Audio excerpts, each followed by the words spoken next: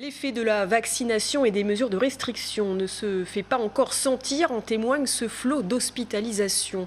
En Indre-et-Loire, 50 personnes sont actuellement en soins de réanimation. Et au CHRU de Tours, on approche du nombre de patients recensés au plus fort de la première vague l'an dernier. Pour les équipes soignantes, c'est un véritable marathon chaque jour. Nous vous proposons ce soir une immersion dans le service réa de l'hôpital Trousseau. Reportage signé Paul Boyer. Parmi la quinzaine de soignants présents chaque jour, des renforts issus d'autres services de l'hôpital et des jeunes fraîchement diplômés.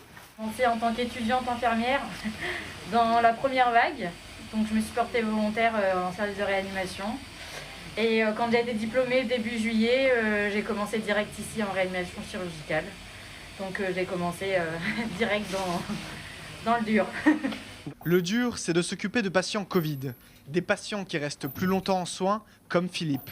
Je suis là depuis, ça va faire presque 4 semaines maintenant. J'ai un souci, c'est que je suis asthmatique de naissance.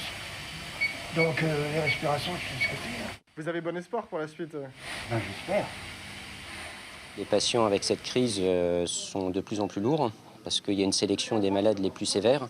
Donc la durée de séjour se compte en semaines maintenant, pour la plupart, en tout cas pour les patients Covid, et aussi pour une partie des patients non Covid, en tout cas en réanimation. Dans ce service, 8 lits sont dédiés au Covid. Dans les 6 autres, des patients en état critique. Probablement une partie de ces patients qui sont des patients qui n'ont pas été pris en charge pendant la première ou la deuxième vague pour plein de raisons différentes et qui aujourd'hui se retrouvent avec des pathologies qui finalement sont plus graves et les amènent peut-être plus volontiers en réanimation.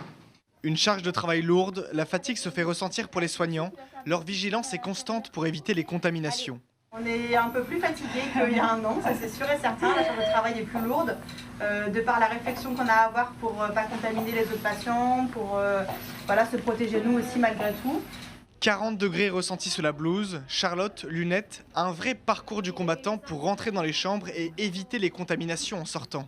On passe dans la partie extérieure, nous avons un couloir extérieur qui nous permet de nous mettre propres de l'autre côté.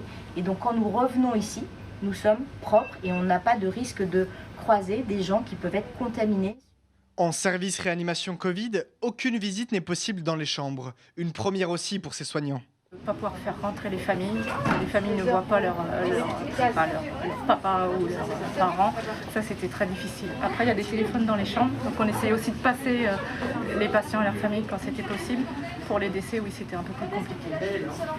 D'autant plus dur que les patients ici sont de plus en plus jeunes, ce qui inquiète les services de réanimation.